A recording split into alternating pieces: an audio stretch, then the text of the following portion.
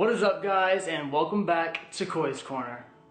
Now, the way we understand the brain in general has changed drastically in about the past 100 years. Because for the most part, we used to think that the way our brain functions, the way the neurons and synapses combine within our mind, that it was set after puberty, that it never could change again once we hit that certain age. Essentially, that as an adult, our way of thinking, our way of life at that point was unchangeable. It was not something you could redo or redirect, but that isn't really the case anymore. We know now that the brain is changeable, the brain is interactive.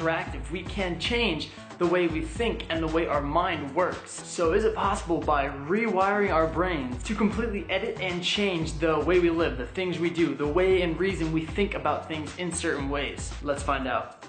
Now, the reason the brain changes so much and is so adaptable in our life and the things we do is because of something called neuroplasticity, which essentially just means brain plasticity, the ability for our brain to create these new neural connections within our mind and do so throughout our entire life. It allows us the ability to recover from TBIs or traumatic brain injuries, to overcome both psychological and physiological damages we may receive or have to deal with in our youth and growing up, as well as simply being something we can master and use to change the neural connections in our brain to think in a more positive and progressive manner. So what we're essentially talking about here is if you take the time to work on your mind, the methods we'll be talking about in this video, you can fully change the way you think about the universe and the way you perceive the universe by yourself. But why can the brain do this? Why can the brain exhibit neuroplasticity? Well, the main reason we think it's possible is because it has to do with survival. This ability allows us to adapt to our surroundings and because of that, create the most efficient reality we can harness. But it's not just something we do by choice. It happens without our consent. It happens naturally as well. We see these effects across the world, from taxi drivers in London showing an enlarged hippocampi, which lets them memorize more of their surroundings, or the Moken people of Thailand being able to contract their pupils by up to 22%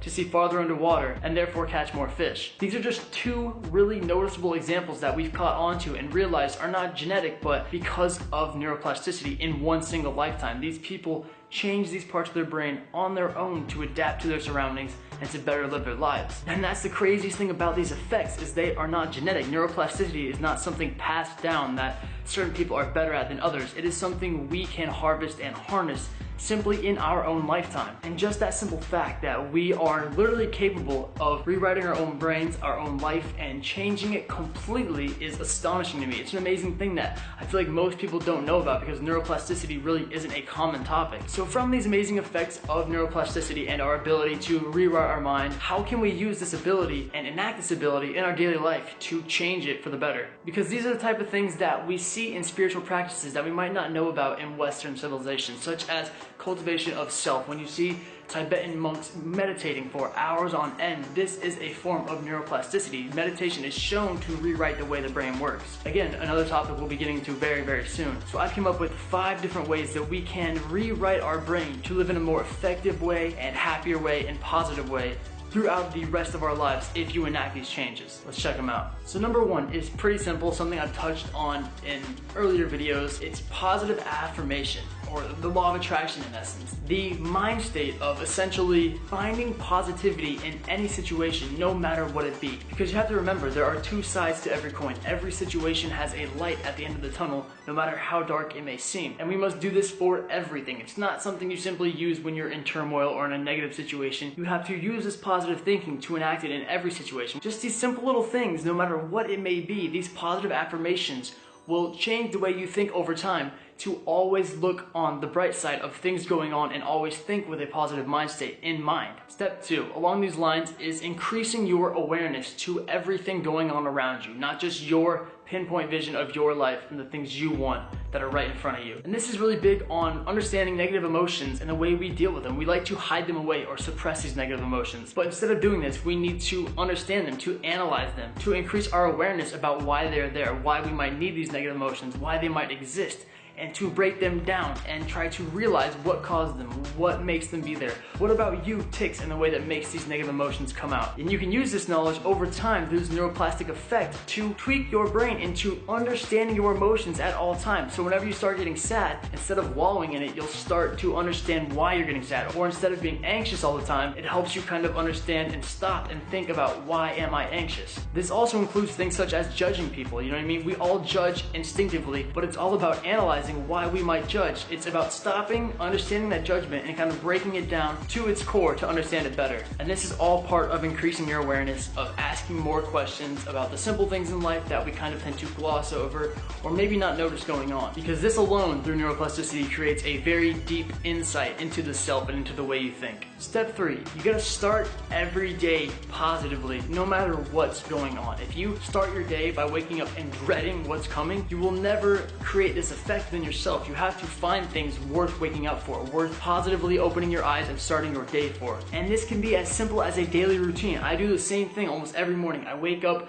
I stretch, I put on good music, I cook breakfast while singing that music, and then I get my day started. No matter what happens after that point, I have had a great morning because I force myself to enjoy that moment of peace and that little bit of transparency going into my day. Because a lot of people wake up and I have work, I have school, what if XYZ isn't done? There are different excuses we make the instant we wake up that we try to throw dread in the mix and make it part of our waking up schedule. And it doesn't have to be. You don't have to think this way waking up. And you can only rewire your brain in a positive and effective manner when you make your strategy waking up a positive and effective and happy one, an enjoyable one. Because it will give you more motivation going into your day than almost anything else. Step 4 is a more detailed one, a little harder to do. It is called brain lateralization, or essentially thinking with your entire brain in mind. Now, our left brain and our right brain is a kind of common thing that we know about, with our right brain being very creative and emotional and enjoyable with these odd little phenomenons, with our left brain being very scientific and analytical and focused on precision. And from this, you can lateralize the way you think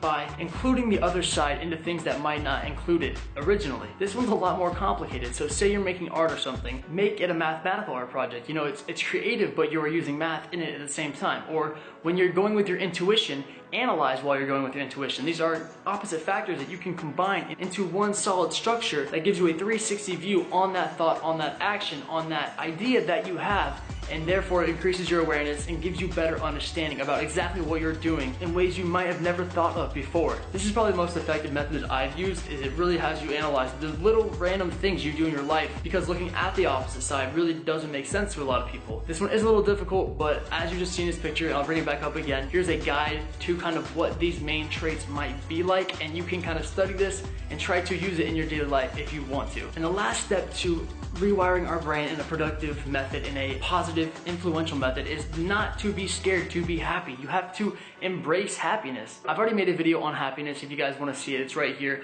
But you have to really not be scared of it. A lot of people will hide this in public. We live in a kind of society nowadays where people would rather cloak themselves with this serious, stern, emotional way and go about their day like that. But you don't have to do that. You can listen to music and dance as you walk down the side of the street. You can laugh at certain things that are going on without being joked about or ridiculed. It doesn't really matter if other people are into their serious life. They are choosing to do so. They don't really understand that happiness is a choice. Just because you might be judged for it doesn't mean you shouldn't do it. I truly believe that you should be as happy as you want every day. It doesn't matter where you go. I'm always happy. If somebody mean is kind of stern looking at me passing the street, I'll still smile and enjoy my day because I know it's a beautiful day, regardless of whether or not they agree with me. And that's what it's all about, is your perception and perspective on these ideas and on your own mind. If you go through your day being all serious and stubborn, you're not going to be happy. It doesn't work like that. You have to be physically happy as well, and it will embrace the emotions in the same way. It will become relevant. Whether or not you even notice it, you will be happier naturally because you are exhibiting that happiness physically. So that is essentially neuroplasticity and the 5 steps you can kind of use to rewire your brain and think in a positive, effective manner